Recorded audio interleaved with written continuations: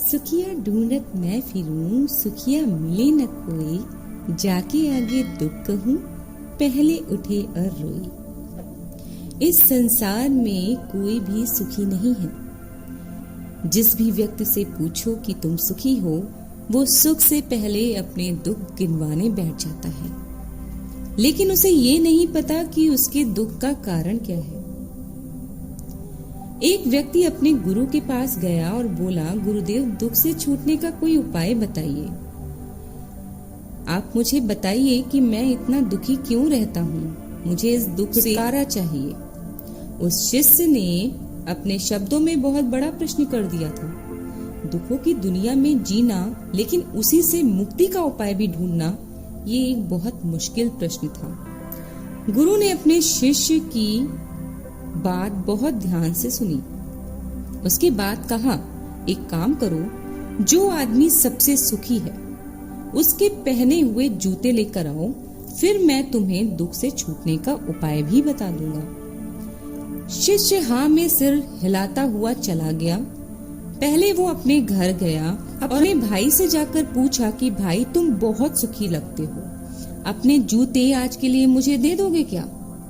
उसके भाई ने कहा, कमाल करते हो भाई, मेरा पड़ोसी इतना परेशान करता है कि मैं बहुत परेशान हो चुका हूँ।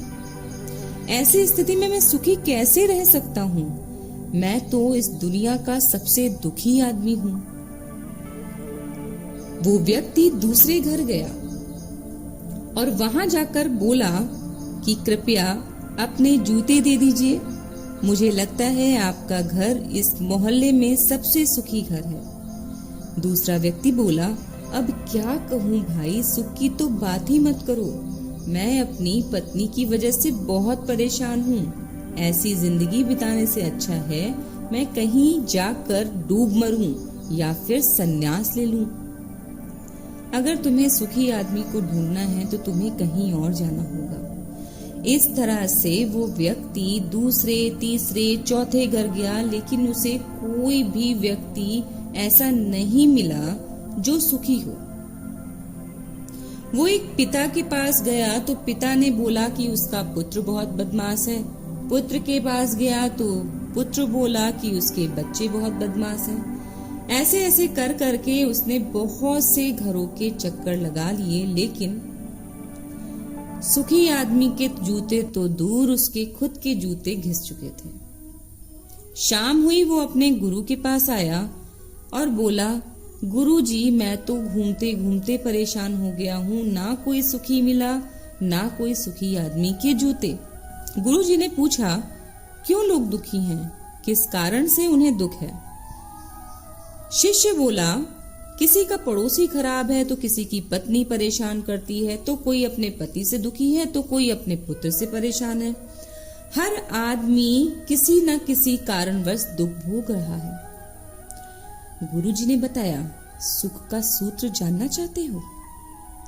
सुख का सूत्र है कि दूसरे की ओर नहीं बल्कि अपनी तरफ ध्यान दो, खुद में झांको, खुद को जानो, खुद की काबिलियत पर गौर करो। किसी दूसरे से प्रतिस्पर्धा करना बेवकूफी है। प्रतिस्पर्धा करनी है तो खुद से करो, दूसरों से नहीं। जीवन तुम्हारी यात्रा है, इस जीवन पर तुम्हारा अधिकार है और इस जीवन को कैसे चलाना है इसे तुम्हें खुद से ही पूछना होगा। दूसरों के रास्ते पर मत चलो और दूसरों को देखकर अपना रास्ता बदलो भी मत। खुद की सुनो और खुद की देखो और खुद ही करो। यही सुख का सूत्र है। जिसने इस सूत्र को समझ लिया वही इंसान जीवन में सबसे सुखी है, और जो व्यक्ति दूसरों को देख देख कर जीता रहा, उससे दुखी इंसान इस पूरी पृथ्वी पर कोई और नहीं है। शिष्य बोला, महाराज, आपकी बात तो सत्य है, लेकिन ये बात आप मुझे सुबह भी बता सकते थे, फिर इतना परेशान करने की क्या जरूरत थी? गुरु ने कहा, बेटा, सत्य दुष्पाच्य होता है, सत्य जल्दी किसी को हजम नहीं होता, इसलिए उसे सीधे तौर पर अगर मैं तुम्हें बताता तो तुम मेरी बात नहीं समझते। अगर मैं ये बात तुम्हें सुबह ही बता देता तो तुम अपने आप से पूछो, क्या तुम मेरी ये बात मानते? जब तुमने स्वयं अनुभव कर लिया कि संसार में सारे व्यक्ति दुखी हैं, सबकी परिक्रमा कर ली, सबके चक्कर लगा लिए, सबसे पूछ लिया, तो तुम्हें खुद अनुभव हो गया कि कोई भी सुखी नहीं है, क्योंकि वो सब एक दूसरे को देख देख कर दुखी हैं। और ये बात तुम अपने पूरे जीवन में नहीं भूलोगे। इसलिए मैंने तुमसे कहा कि तुम्हें जाकर सबके घरों में पूछना चाहिए और एक ऐसा व्यक्ति ढूंढना चाहिए जो सबसे ज्यादा सुखी हो। शिष्य को पूरी तरह से बात समझ में आ गई थी। ये बात केवल उस शिष्य के लिए नहीं थी, ये बात हम सभी के लिए है। हम सुखों को दूसरी जगह तलाश करते हैं, हम सुखों को दूसरे के जीवन में देखते हैं। अगर हम यही सुख अपने जीवन में तलाश कर लें तो शायद हमारे जीवन से दुख कम हो जाए। सुखी जीवन का एक ही सूत्र है, ग्रहण करो, काम में लो और त्याग दो। इस सूत्र से जिसने परिचय कर लिया उसके जीवन में प्रकाश ही प्रकाश है, उसके जीवन में सुख ही सुख है, उसके जीवन में शांति ही शांति है।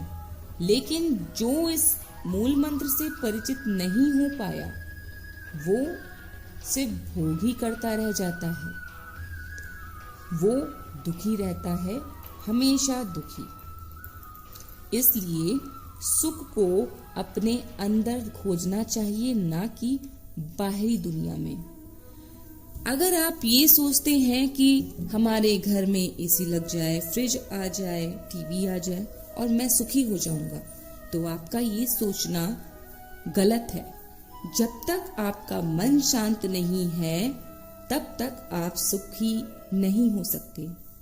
मन को शांत कीजिए, मन पर विजय पाइए, क्योंकि एसी, फ्रिज और टीवी लाकर आप सिर्फ इनका भोग कर रहे हैं और जल्द ही इन चीजों से आपका मन भर जाएगा। जब आपका मन इन सभी चीजों से भर जाएगा तो वो फिर से दूसरी चीजों में सुख तलाश करने लगेगा और जब वो चीजें नहीं मिलेंगी तो आप फिर से दुखी हो जाएंगे। इसलिए ऐसा सुख ढूंढिए जो स्थायी हो, जो आपके जीवन को सुखी बनाए, आपके मन को सुखी ना बनाए।